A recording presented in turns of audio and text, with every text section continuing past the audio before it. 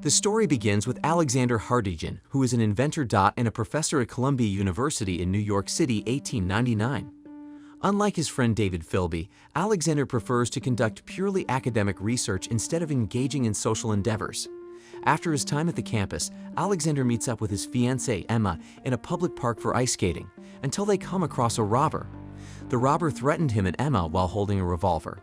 The robber wanted all of their money, even the engagement ring of Emma, but she could not let him take it, so she fought back, causing the robber to accidentally shoot her. After losing his fiancée, Alexander dedicated all his time to inventing the time machine to be with Emma again. But an error occurred, and Alexander miscalculated his travel to the past, which led him to speed up into the future. What do you think our future looks like? Let's find out in the movie. After 4 years, Alexander successfully made the first time machine. He returned to the night he met Emma in the park in 1899. After they meet up, Alexander proposes to take a walk in the city instead of the park. Everything went well, at least that's what Alexander thought. As Alexander leaves Emma alone on the sidewalk to buy her a flower, Emma is killed again when a horseless carriage scares the horses pulling a vehicle pulled by horses. After the incident, Alexander brought Emma to the hospital, dead on arrival. His close friend, David, visited the hospital to check on Alexander, but Alexander was too sad about the happening of witnessing the death of his beloved twice. Depressed and lonely, Alexander questioned David why he couldn't change the past. Because of that, it sparked the idea of Alexander going to the future to seek the answer to his question, hoping the future is advanced enough to be able to time travel. After that, Alexander returns to his time machine with a heavy heart and determination to seek answers.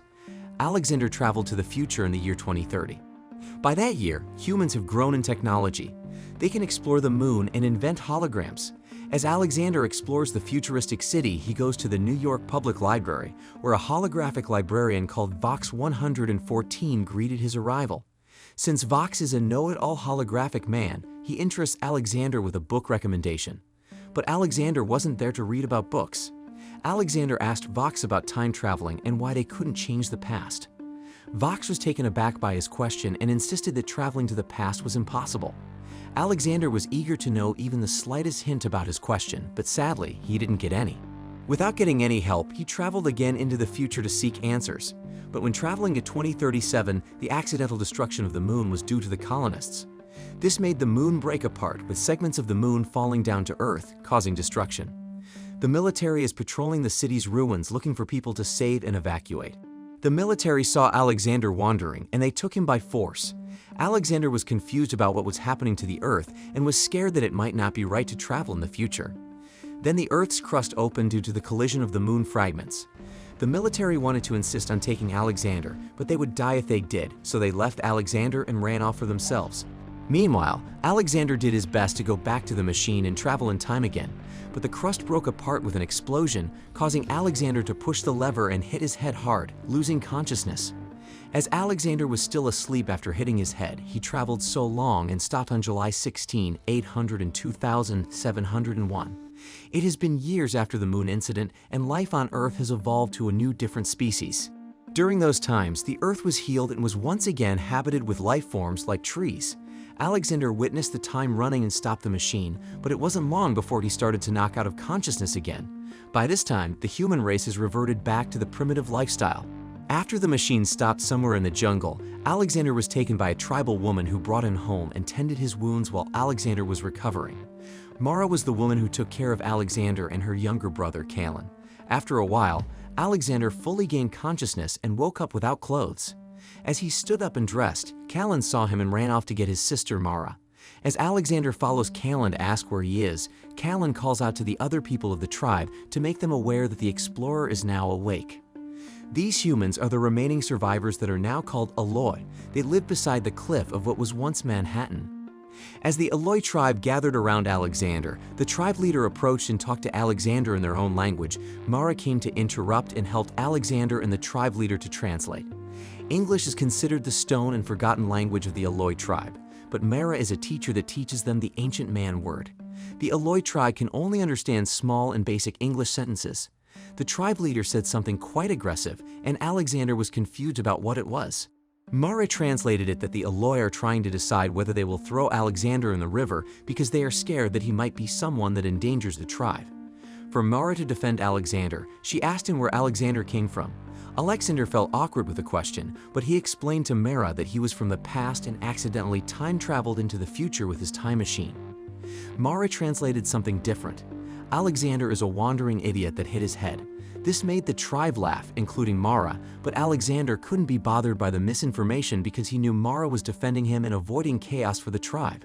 A few moments later, a horn sounds off, indicating people to return to their houses as they get ready for the night. The tribe lifted their rowing boats and ropes, giving no entrance to the creatures that wanted to hurt them. Alexander resides with Mara and Callan because they are the only ones that understand him. Callan asked Alexander about where he came from and what they do there. Alexander was happy to tell him stories about New York, and they share experiences as Mara readies their bed. Callan was playing with Alexander's pocket watch as Mara gestured for Callan to go to bed. Callan was a curious child who wanted to know more about New York. Alexander promised him they would talk more the next day and gave Callan his pocket watch to look over. Mara settled the pocket watch where Callan could watch it as he fell asleep. After putting Callan to bed, Mara and Alexander went upstairs to discuss their lives. As soon as they were upstairs, Alexander was in awe of the cliff village where the Aloi resided. As he looked up at the night sky, he saw the broken moon, which made him realize that humanity had gone too far. Mara offered Alexander to sit beside her as Alexander asked more about the lifestyle of Alois. Mara also asked about the lifestyle where Alexander came from. Mara offered a drink to Alexander and noticed the flower beside her was rotting. Mara told Alexander that maybe they could find some tomorrow, but Alexander was surprised. The way Mara shows enthusiasm about flowers reminds her of Emma, why he built the time machine. After their talk, they went to bed. As Alexander was sleeping, he woke up with a nightmare following the scared screams of Callan. Turns out, Callan was having the same nightmare as Alexander. As Mara calmed Callan down, she noticed that the pocket watch was gone from where she had put it, but she brushed it off. As Mara and Alexander went back to bed after calming Callan, Mara explained that everybody on Aloi has had the same dream ever since they were kids, and they grew out of it. Alexander was very bothered by the dream, but Mara insisted he sleeps again to recover. The next day, Mara brought Alexander to where their ancestors kept the stones. It was from the ruins of the famous old buildings that can be seen in New York. Alexander was wondering why they kept it if they already had a language of their own. Mara explained to him that it was passed down knowledge to every generation, and she didn't want to abandon the language because it must be there for a reason. It was Mara's turn to ask Alexander a question about why he travels time. Alexander answered her question by saying that he only travels to the future to look for an answer to his question, why can't you change the past? Mara curiously asked why he would change the past. Alexander couldn't answer the question and was reminded of his heartbreak. But Mara was quick to catch on that he had lost someone he loved dearly. Alexander asked Mara again why he couldn't see any older people among the tribe. So she explained to him that they passed on. Alexander thinks it is suspicious, but Mara told him clearly that things are better left unsaid. Instead of dwelling in the past, they move on and remember them by making beautiful things, like the massive wind vane they made near the shore. As they arrived at the shore, Callan greeted them with enthusiasm to show Alexander what the top of the wind vane looked like. But Mara stopped him because they were only there to look at Alexander's time machine. They finally found Alexander's machine a few miles away from the shore. Alexander looks for any damages on the machine, but it looks intact and functional. Mara asked him if he could use it to return and take Callan with him. Alexander seemed confused, but Mara was desperate for him to take Callan away from their time. It was as if Mara knew something would happen to Callan, and the only way to save him was for Alexander to take him with the machine. Before Alexander could decide, the sound of a horn interrupted, and Mara rushed towards the shore and looked for Callan. As soon as they got there, a creature called Morlocks was shooting darts with black paint to mark their targets. This included Callan and Mara. As people spread throughout the jungle into the shore, another set of Morlocks hide in the sand to ambush them. They attack anyone and abduct the ones that were marked. The Morlocks quickly vanished underneath the sands as soon as they got the targets. Callan called out for Mara when a Morlock was on its way to get him. On the other hand, Alexander plans to stop these Morlocks from taking away Callan. Callan ran away from the Morlock and distracted the Morlock so Alexander could attack him. The Morlock now has eyes for Alexander and tries to attack him. Alexander wasn't the type of guy that ran away without a fight, and so he climbed up the wind vane and fought him there. No matter how often the Morlock fell from the wind vane, it won't stop. Until they both fell on the ground, with the Morlock choking Alexander. But thankfully, Callan came and scared the Morlock away. Before the Morlock could fight back, the horn sounded off again, and they needed to retreat. Before they could relax, Mara's scream echoed into the jungle, and they rushed off to save her, but to no avail, as the Morlock disappeared in the sand with Mara. Out of anger, Alexander rushed to the Aloy leader and angrily asked him why they couldn't fight back. The leader simply explained that it is the way of the world. When you fight back, they'll take you first. It's like the human race is now the lowest of the food chain. With no hope of getting any answers, Alexander approached the sad Callan and asked him to tell him all he knew about the Morlock. But Callan grew up with the same mindset and let everything be, brushing it off without talking about what happened to the dead. But Alexander gave him the courage to fight back by telling him what he knew about the new Earth. Callan explained to him that they are not allowed to talk about where the abducted went, but he knows a place where a ghost resides. Callan and Alexander went out to the place where the ghosts were. It turns out to be the ruins of the New York Public Library. The ghost that Callan mentioned was actually Vox, the holographic man. As they wander the ruins, they accidentally activate the hologram, showing Vox with much excitement to see and interact with humans after all those years. Alexander was also happy to see him in the books. But sadly, the books have rotten to ashes. But thankfully, Vox knows everything because that's what he is programmed to do. Without wasting much time, Alexander asked Vox what he knew about the happenings on the new Earth. Unfortunately, Vox cannot answer the questions in detail due to not updating the software.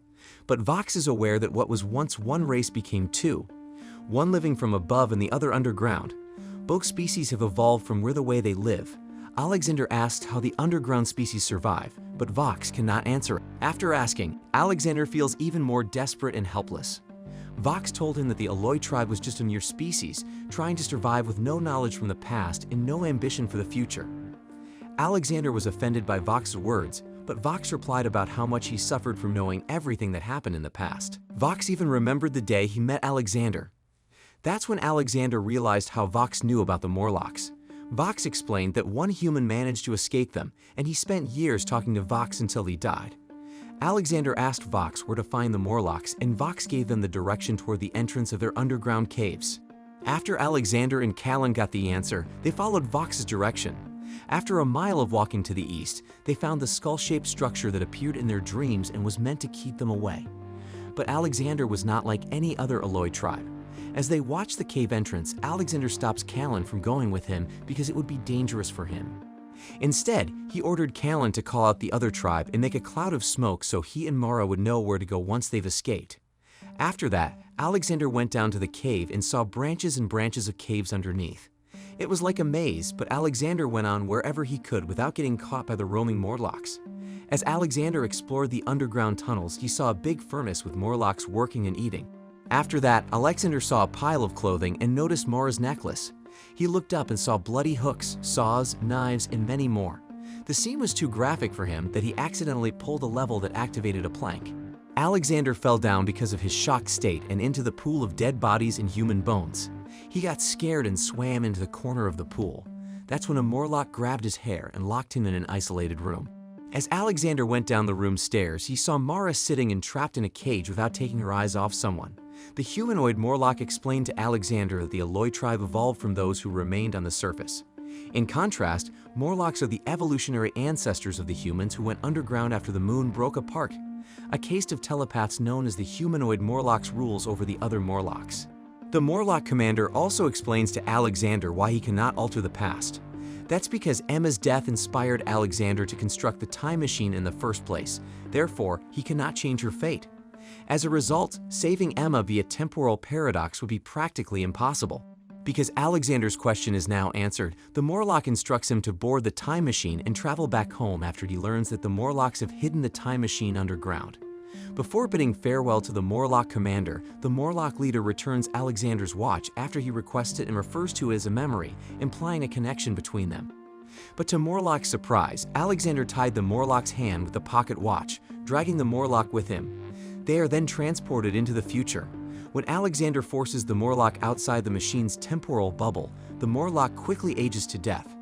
Alexander then stops in the year 635,427,810, more than 600 million years in the future, unveiling a harsh, rust-colored sky over a wasteland of Morlock tunnels. Alexander turns back in time to save Mara after finally accepting that he can't save Emma. He released her, fired up the time machine, and jammed the gears of the time machine.